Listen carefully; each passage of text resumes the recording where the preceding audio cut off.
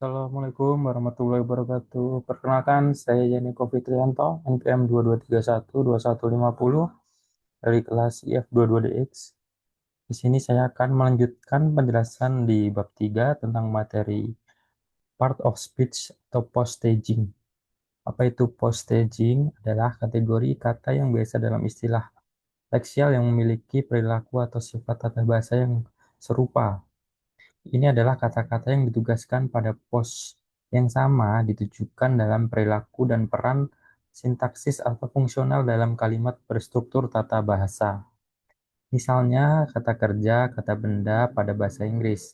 Mereka memiliki kemirikan morfologi yang terkadang dapat mengalami infeksi karena sifat dan perilaku semantik yang serupa.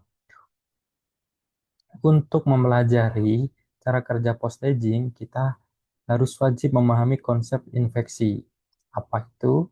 Infections atau infeksi dapat dianggap sebagai proses pembentukan kata di mana item ditambahkan ke bentuk dasar sebuah kata untuk menyampaikan makna gramatikal. Kata infeksi ini berasal dari kata Latin infector yang berarti membengkokkan. Misalnya, infeksi S pada kucing menandakan kata benda jamak. Infeksi S yang pada Gates menandakan subjek orang ketiga tunggal. Misalnya dia mendapatkan buku. Dan infeksi at seringkali menandakan bentuk lampau. Misalkan arrive, arrive close, clothes, dan infection digunakan untuk mengekspresikan tipe gramatikal seperti person, kualitas, tense, dan beberapa tipe post mendefinisikan karakteristik infection.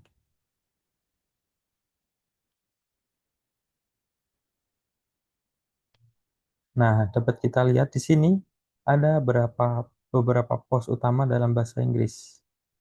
Nah, adverbs, noun, adjective, verb, pronouns, conjunction, proposition, interjection, dan articles.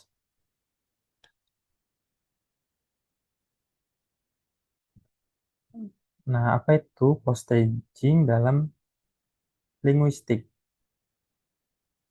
Nah, post staging dalam linguistik ini adalah operasi pelabelan data dalam teks atau korpus menurut pos tertentu berdasarkan definisi dan konteks dalam linguistik. Format yang disederhanakan biasanya dipelajari oleh mahasiswa atau siswa untuk mengidentifikasi jenis kata seperti kata sifat, kata keterangan, kata benda, dan kata kerja. Apa itu post staging di dalam NLP? Nah, dalam NLP, post staging merupakan salah satu jenis proses klasifikasi yang dapat didefinisikan sebagai pemberian deskripsi otomatis pada kata ataupun token NLP.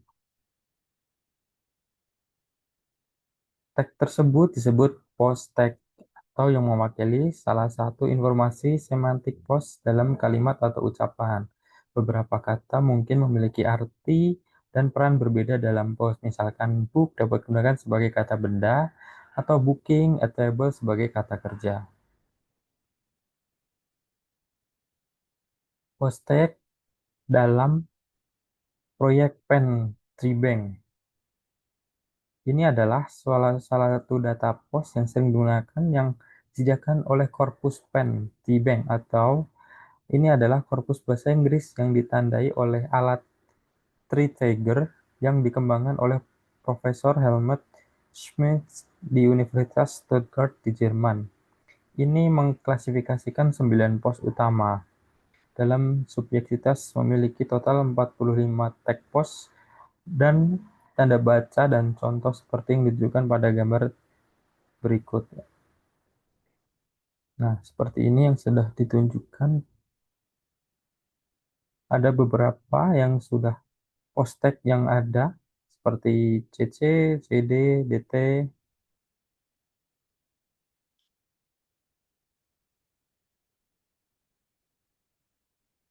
Nah, kenapa kita harus memperhatikan post di dalam NLP? Post dalam konsep dasar memahami penggunaan bahasa yang tepat, misalnya bahasa Inggris. Tanpa ini, kita tidak dapat membedakan penggunaan atau peran kata-kata yang berbeda dalam sebuah kalimat, baik itu kata benda, kata kerja, dan kata sifat, maupun kata determinan. Itulah mengapa pentingnya POS dalam NLP.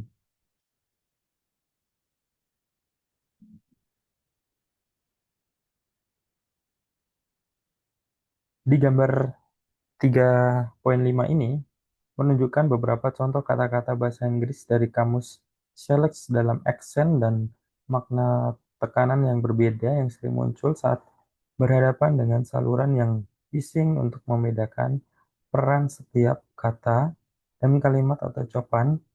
Masalah tersebut dipecahkan dengan menerapkan metode N-gram, probabilistik statistik atau teknik statistika dalam korpora untuk analisa fakta. Meskipun demikian, penandaan pos merupakan langkah awal untuk penyelesaian.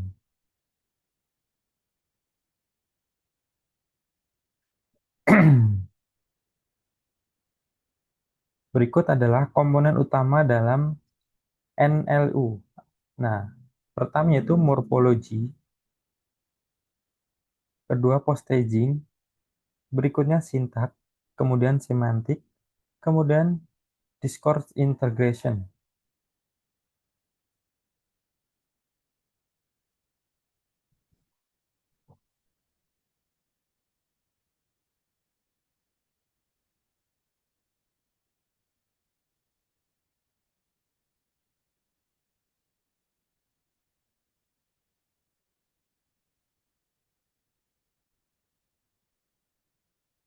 Dapat kita lihat pada gambar, pada poin 3.4 ini, yaitu 9 kunci dalam bahasa Inggris. Terdapat kata noun, verb, pronoun, adjective, adverb, article, propositions, conjunction, dan interrogation.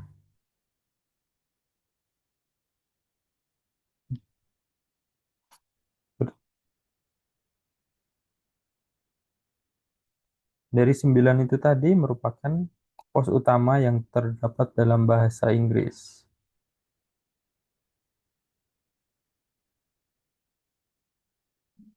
Nah, dapat kita lihat di gambar 3.8 ini, top 40 proporsi yang yang umum digunakan yang diambil dari kamus online challenge. Ini ada off, in, for, to, with, on, dan seterusnya hingga mid.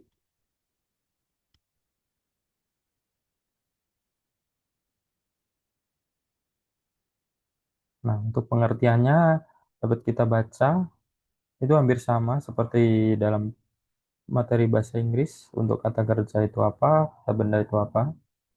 Nah, pada gambar 3.9 ini adalah 50 top kata sambung yang umum digunakan dalam kamus online challenge. Nah, ada and, that, but, or, as, if, hingga but, and. Nah, ini ada 50 yang kata yang sering digunakan. Kemudian di gambar 3.10 ini merupakan di top 50 kata ganti yang sering digunakan. Dari it, he, you, his, they, hingga next ya. Kemudian di gambar 3.11 ini top 25 kata kerja modal yang umum digunakan yang diambil dari kamus online. Ada can, will, may, dan seterusnya.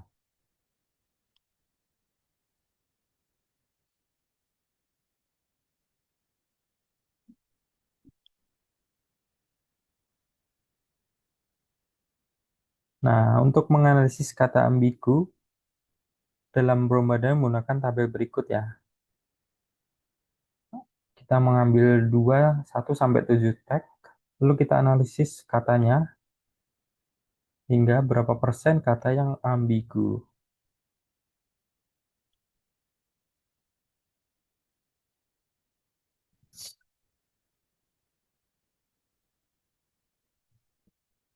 Ada 4 untuk memperoleh pengetahuan dari penandaan pos. Yang pertama kamus, aturan morfologi, ketiga frekuensi n-gram, kemudian kombinasi hubungan struktural.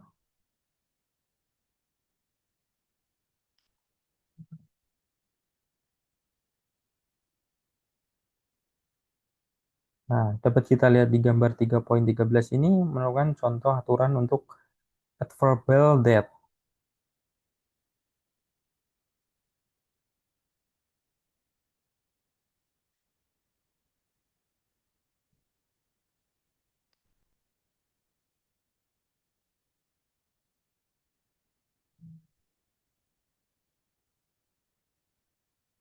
Kemudian untuk gambar 3.15 ini contoh aturannya gunakan dalam skema tabel Brill.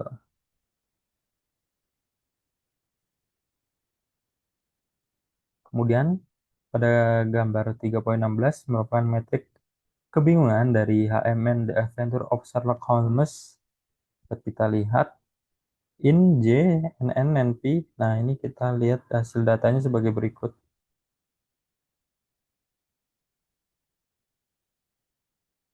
Nah, mungkin sekian dari saya presentasi untuk materi post-staging di bab 3. Apabila ada kurangnya, saya mohon maaf. Wassalamualaikum warahmatullahi wabarakatuh.